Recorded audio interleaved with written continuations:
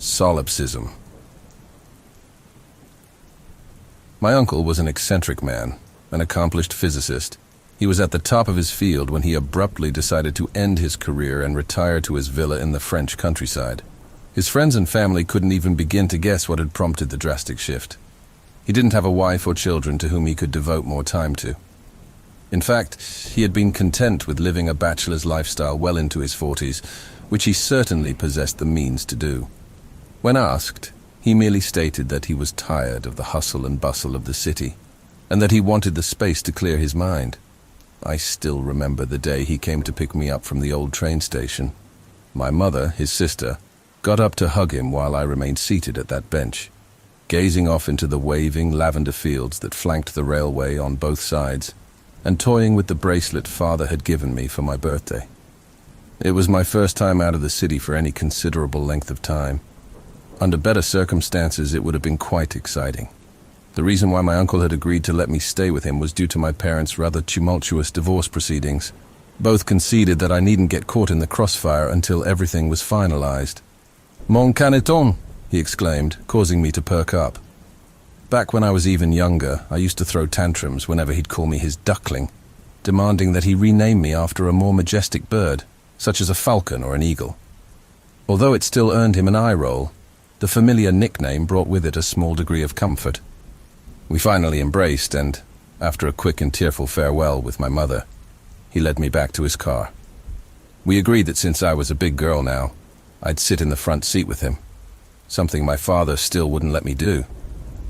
He was obviously trying to cheer me up as best he knew how. Although Grandma and Grandpa were never legally divorced, he knew all too well what it was like to have your parents constantly at each other's throats, and you being powerless to stop them. We drove past the lavender fields and along an unpaved dirt path. I watched with somewhat unease as the closest thing to a town shrunk away in the rearview mirror, giving way to rolling hills and verdant pastures. Soon, the only man-made structures within sight were the concrete utility poles dotted across the scenery, but even they were not impervious to being reclaimed by the inexorable grip of nature. I noticed a couple of white storks nesting atop one of them. They should have been flying south by now, I thought. Summer was coming to a close and they had a long journey ahead of them. Jusqu'où est l'Afrique? How far is Africa? I asked Uncle, who was more surprised that I had spoken to him in French than by the nature of my question. Although my mother's side of the family has its roots in Strasbourg, my father is from Berlin, which is where I was born and raised. Due to his lack of fondness for my father, Uncle never bothered learning German. As a result, when nobody was around to translate, we primarily spoke in English, since it was the only other language both of us knew relatively well. I, having been exposed to it since kindergarten, and he, having honed it throughout his many years of teaching abroad. "Très loin, very far," he answered, "farther than you can imagine." For some reason, I interpreted that as a challenge.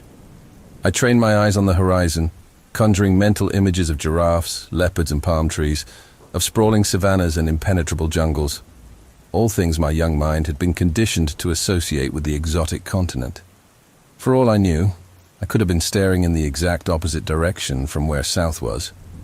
But it wasn't like my uncle would have bothered correcting me either way. Here we are. His unexpected proclamation stirred me from my reverie. Situated at the forefront of a quaint birch grove stood my dear uncle's abode. It was humbler than I expected, consisting of only 2 stories and a gable roof. The wraparound porch had a distinctly Romanesque architecture and was perhaps the most intricate part of the whole building, barring the balcony which had a similarly ornate design. It was undeniably picturesque. However, it didn't quite match the grandiose mansion that my younger self had envisioned. Days turned into weeks. The novelty of being out in the countryside wore off rapidly. It wasn't that I missed the gray drabness of the city, but I did miss having friends around. I had managed to convince Uncle to play trick-track with me on occasion. He feigned enthusiasm as best he could. Yet it was clear that this whole arrangement wasn't ideal for him either. Most days he remained cooped up in his study. It was one among a list of places I was absolutely prohibited from entering, and I honestly didn't much care to. I had seen glimpses of it through the door, and spotted only books and papers stacked endlessly atop a crowded desk. Hardly something a girl my age would have been interested in anyhow. But then there were rules that made considerably less sense, such as never going up a specific flight of stairs or only being allowed on one side of the property but not the other. Entire sections of the house were closed off at random. There was even a period of time during which I wasn't allowed to use the indoor restroom, having to resort to the pit latrine outside. I, of course, adhered to my uncle's peculiar stipulations, yet I did frequently question him about them, to which he always replied that there were certain customs that everybody staying here had to obey, or else ill luck would ensue. And then, one late September afternoon, something happened that forever changed the course of my stay. The day was warm and humid. The scent of ozone permeated the air, serving as a precursor to an impending storm, a forecast further substantiated by the advancing mass of clouds in the distance. Uncle was leaning over the porch, watching me kick a ball around the sun-scorched patch of grass up front. Whenever I'd glance back at him, he'd nod and smile, which was praise enough for me. I was just happy to have an audience for a change. A sturdy kick sent my ball ricocheting off a stump and down the wilted lawn, spurring me to chase after it. Propelled by its impetus, the ball persisted along its anticipated trajectory. That is, until it came to an abrupt and unexpected halt, as if it had collided with some invisible obstacle. My run slowed to a walk. Even from my inherently naive perspective, it was clear that something wasn't quite right. The farther out I ventured, the heavier and more viscous the atmosphere around me became, to the point where I could feel the weight of it inside my lungs. The ball's state of inertness proved to be short-lived. Just as I was mere steps away from reclaiming it, it suddenly launched itself back towards me with even greater force. I dove just in time as it flew past my head, and I heard it shatter a window somewhere behind me. "Inside! Now!" my uncle yelled. He needn't tell me twice.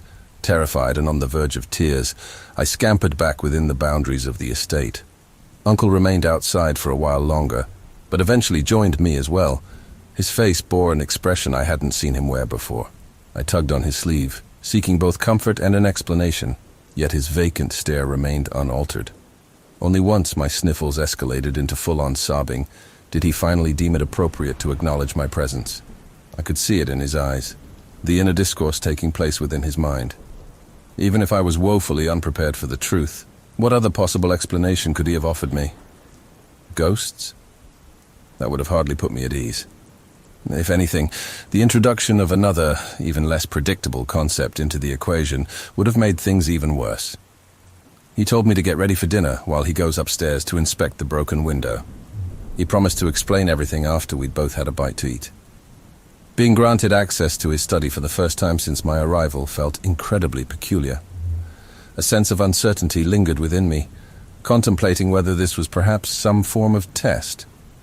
Noticing my hesitance, Uncle chuckled and reassured me with a pat on the head, then told me to take a seat on the antiquated, yet invitingly cozy armchair, snugly nestled between two towering bookcases. He proceeded to retrieve a jar labeled Anomaly 005 from one of the shelves, unscrewed its tightly fastened lid, and flipped it towards me.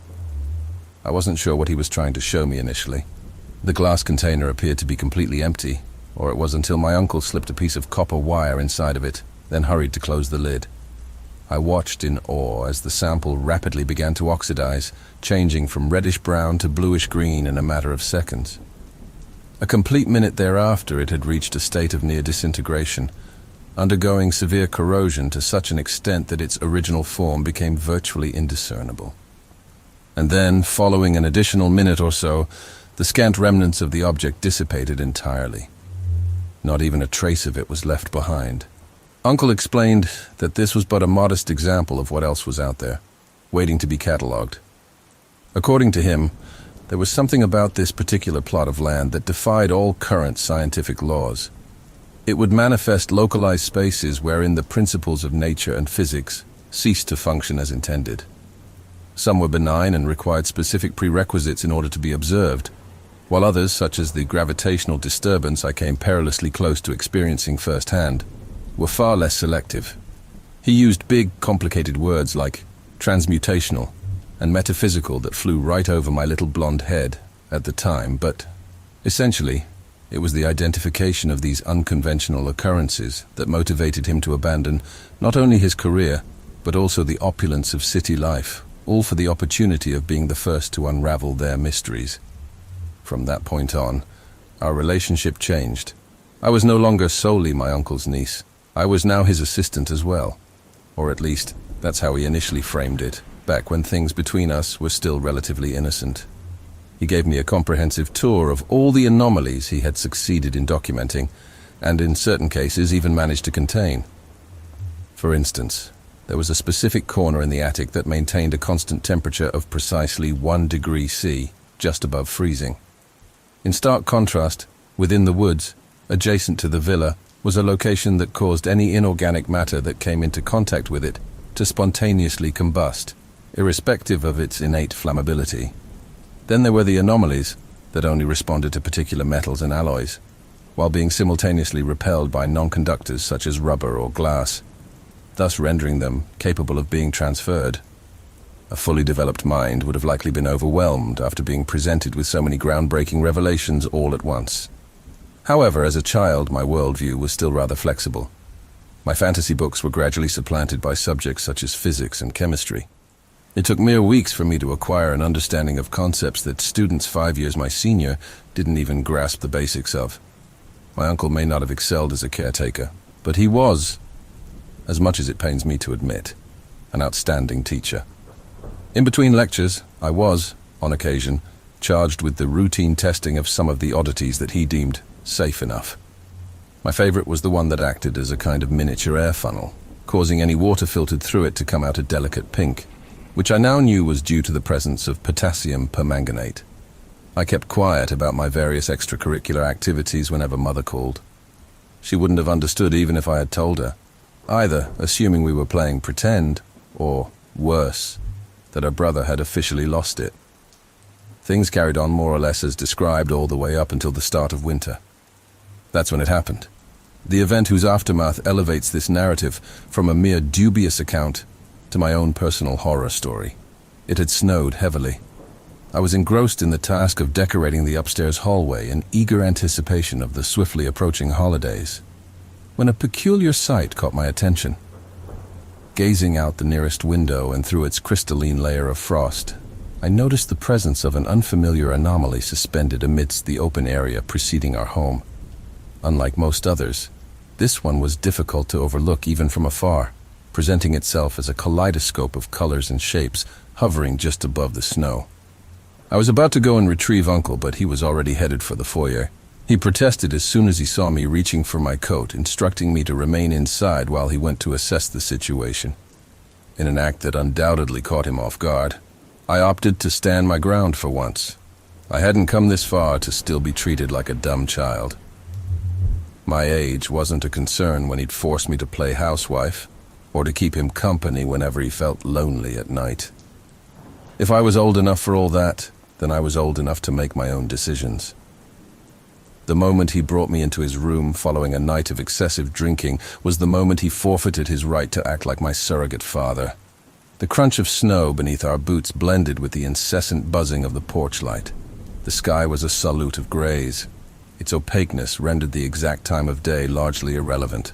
The temporal aberration itself was the most luminous constituent in our vicinity, albeit not the easiest to observe directly. It wasn't that it was so bright that it hurt to look at. The nausea it elicited came from somewhere deeper, less primitive. I picked a color from the numerous that comprised the anomaly, and watched as it dissolved and disseminated within an ever-swirling maelstrom of hues. I'd refer to it as psychedelic, but I'm not convinced the human mind is capable of even hallucinating something as surreal as this. It seemed as though a fragment of our illusory world had detached, permitting us to gaze upon the primordial ooze that resided beyond it. I'm not being abstract for the sake of it. There are just not enough words in the English language, and indeed any language, that would allow me to simultaneously convey to you the profound, paradoxical, and existentially paralyzing essence of the spectacle we beheld that day. Imagine being told to write an essay for a book you'd only ever read a single passage from.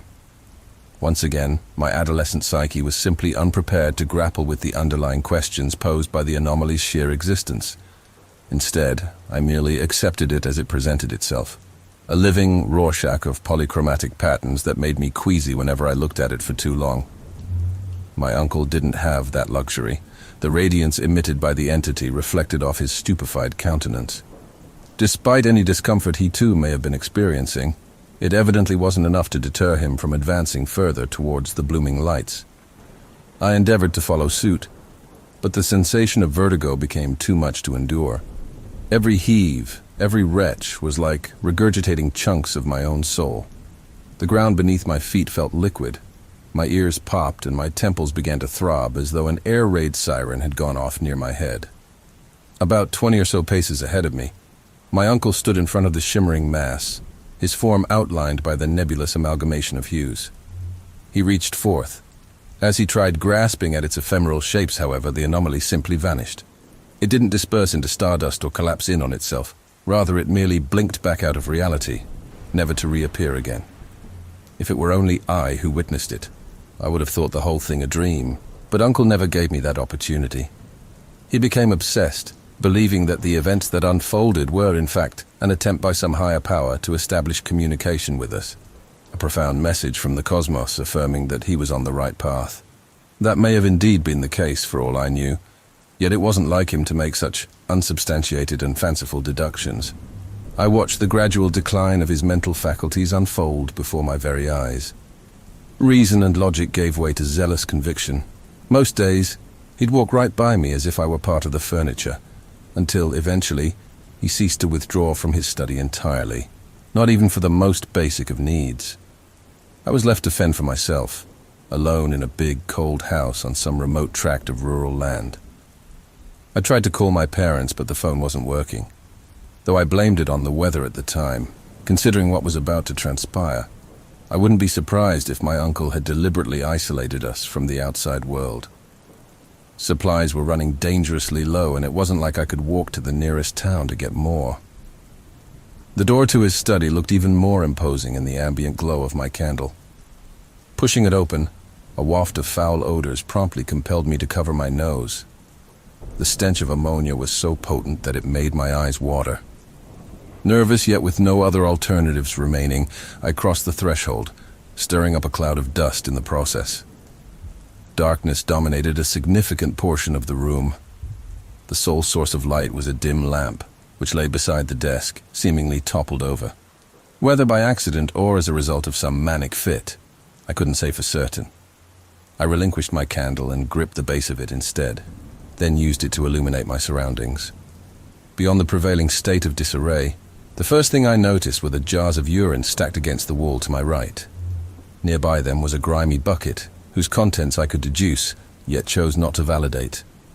There were pages from books and research notes scattered haphazardly about, some torn to ribbons, others crumpled and repurposed as makeshift toiletries. I ventured deeper. The rancid, stale air became near impossible to breathe without the threat of vomiting. Even more disconcerting were the subtle undulations coursing through it, a telltale sign of an anomaly, and I appeared to have walked right into its epicenter. Come to think of it, those jars had to come from somewhere. And then I saw him. Slumped at the far end of that pigsty, stewing in his own filth, was the madman himself. His disheveled hair looked even grayer than I recalled, and his once meticulously trimmed mustache now extended above his lip. At his back was a weathered chalkboard that bore the marks of countless lessons and presentations. Now it bore only a single phrase. Cogito, ergo sum, I called out, but received neither a response nor a reaction. Not at first. I would have presumed him dead were it not for the rising and falling of his chest. His eyelids began to flutter, and when they finally snapped open, exposing the bloodshot eyes beneath, I couldn't help but squirm. Mon caneton. My uncle's overly exuberant smile caused me to feel a sense of discomfort and intrusion, simply from having to observe it. Having been roused from his state of semi-awareness, he sprung to his feet, clothes hanging loosely from his malnourished frame like soiled rags. He then proceeded to fish out a piece of chalk from his breast pocket. With it, he encircled and frantically underlined the solitary quote scrawled on the blackboard behind him, as if it were the solution to some equation known only to him. Oui, cas du sens maintenant. Yes, it makes sense now. He vehemently slapped his hand against the surface, imparting his imprint onto it. His strained laughter reverberated throughout the confined space.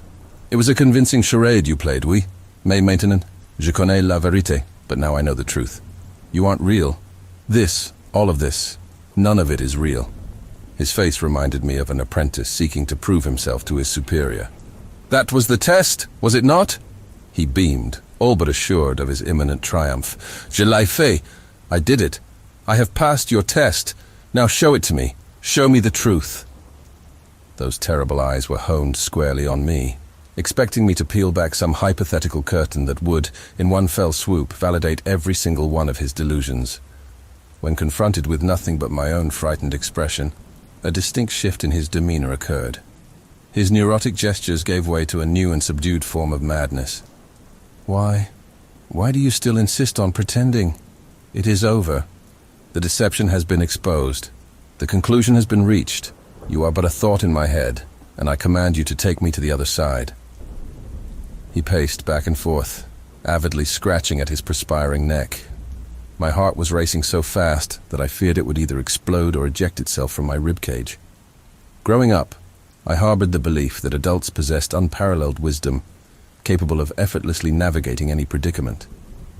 To witness the utter subversion of that notion, that lofty paradigm, in such a thorough manner verged on the surreal.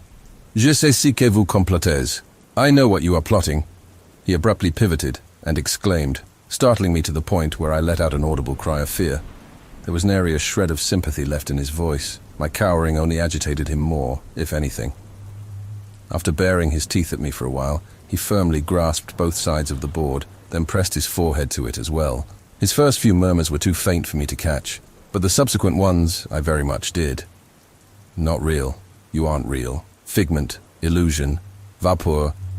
And then came the line, a single sentence, engraved so deeply within my recollection that it forever impedes me from perceiving any man as aught but a creature of instinct, concealing his predatory nature behind a facade of refinement and civility, which, no matter how intricate, always crumbles away under the right circumstances.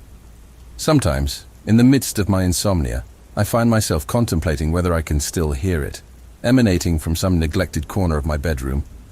You aren't real, which means I can do whatever I want with you. I wasn't about to wait for him to charge me. I turned on my heel, intending to make a swift dash towards the exit, but an unfamiliar force seized hold of my wrist. Father's bracelet. The anomaly was reactive to the metals that composed it. I pulled and I pulled, but found myself unable to escape the distortion's magnetic field, not with the object of its fascination still attached to me. By the time I finally succeeded in liberating my hand, my uncle was already upon me. He tore into me, his jagged nails ripping through both flesh and clothing indiscriminately. My fighting back only seemed to fuel his single-minded perversion. Despite his weakened state, he was still much stronger than I was. I'd rather not elaborate on how far he got, until I mustered the courage to jab my thumb into his left eye, granting me enough of an opening to crawl out from under him. But even that achieved little. By the time I was back on my feet, he had already recovered. I was painfully aware that I possessed neither the strength to overpower him nor the range to outpace him. So I did something that, to this day, baffles me as to how I was able to pull off. I once read an article that explored the phenomenon of children exhibiting remarkable cognitive awareness in response to bouts of extreme stress. Factual or not, I'm not qualified to say. Yet if I were to be placed in that exact same situation nowadays, I don't think I'd have the wherewithal to respond as ably as I did. I raised my arms, but instead of employing them as a barrier against my uncle's advances, I slowly began to clap. He came to a standstill. His perplexity reassured me, and my applause became more fervent. I somehow found it within me to suppress all of the pain and humiliation I felt at that moment, and then twisted it into a gleeful smile. You are right, I said. None of this is real. Congratulations. You have found the truth. I extended my hands in an encompassing gesture, as if to emphasize the point. His frenzied eyes, one of which had become swollen and noticeably more crimson, darted about the room. Tu mens, you lie. Spittle flew forth from his mouth, spraying against my face. I merely shook my head in response. Despite his protests, I could tell that he desperately wanted to believe me. He had to, for the alternative would have necessitated facing the repercussions of his horrid actions. I never lied, I vaguely retorted, then gently offered him my palm. Come, I'll show you. Hand in hand, we stepped out into the wintry landscape. The gusting wind swept my hair aside, and its icy touch nipped at the raw patches of my skin. I paid it no heed. In the broad context of all the tribulations I'd endured, something as commonplace as the cold was an almost welcomed discomfort. "Do you see it?" I inquired, pointing to the horizon, where the rising sun met the sweeping pale dunes. He acquiesced with a series of affirmative nods, restlessly hopping from one foot to the other. Once a professor of respectable reputation, now reduced to a bumbling half-wit, a lobotomite encapsulated within a realm of his own making, the fragility of the human psyche is a remarkable thing. That's where you need to go. Keep walking, and don't turn back, you understand? He cast his gaze downwards, and our eyes met, his vacant stare colliding with mine. There was nothing there, nothing but an absence of self. I wanted to feel some morsel of sympathy for the bastard, but I couldn't. The wounds were much too fresh and ran far, far too deep. "Quickly, go! Go, or you will miss your chance!" And off he went, barreling through the snow towards the white beyond. The exact nature of his pursuit, if indeed he possessed a clear objective at this juncture, was left open to interpretation. Perhaps he genuinely believed that the world around him was a simulated construct, wherein he alone existed as an entity capable of thought. Regardless, he didn't get very far. It's rather poetic that the very anomaly which had instigated my descent into this rabbit hole of insanity would ultimately bring about its conclusion. As soon as he crossed that event horizon, it was already too late for him. Similar to how my ball had arrived at a sudden and complete stop, his body also experienced an immediate cessation, only to be expelled back with such tremendous force that it literally sent him flying. He collided with the balcony, folding against its marble railing, and subsequently plummeting headfirst onto the solid deck below. Needless to say, he didn't survive. I find it difficult to mourn him. He was a brilliant intellectual, yet regrettably, an abhorrent human being, even before the onset of whatever madness afflicted him. He took things from me that were not his take, and growing up was never going to be the same because of it. Sometimes I like to think that there are numerous ways my story could have played out. Perhaps there's a parallel universe out there where I go on to live a healthy and self-fulfilled life of blissful mediocrity. But after all of the events that I've transcribed here, how could I? How could anybody? Sometimes I like to think that there are numerous ways my story could have played out. Perhaps there's a parallel universe out there where I go on to live a healthy and self-fulfilled life of blissful mediocrity. But after all of the events that I've transcribed here, how could I? How could anybody? Numb and abused, I remember stepping over my uncle's broken remains and back into that house. A profound stillness pervaded the air, akin to the tranquil moments preceding a storm, despite the storm having already passed. I entered the small, dreary library above the dining hall, set my candle on the windowsill beside me, and began my search. I sifted through dictionaries and philosophical tomes until I found the precise definition I was looking for. Solipsism, the theory that only the self exists or can be known. This introspective standpoint asserts that one's own mind is the only true source of knowledge and affirmation, thereby emphasizing subjectivity over objectivity. Within this framework, solipsism challenges the commonly held belief in an external reality, beyond one's own consciousness, with proponents discounting the existence of other minds or material existence as a whole. I gazed into the flickering flame, its brightness diminishing with each passing hour. It's quite the lonely thought, isn't it?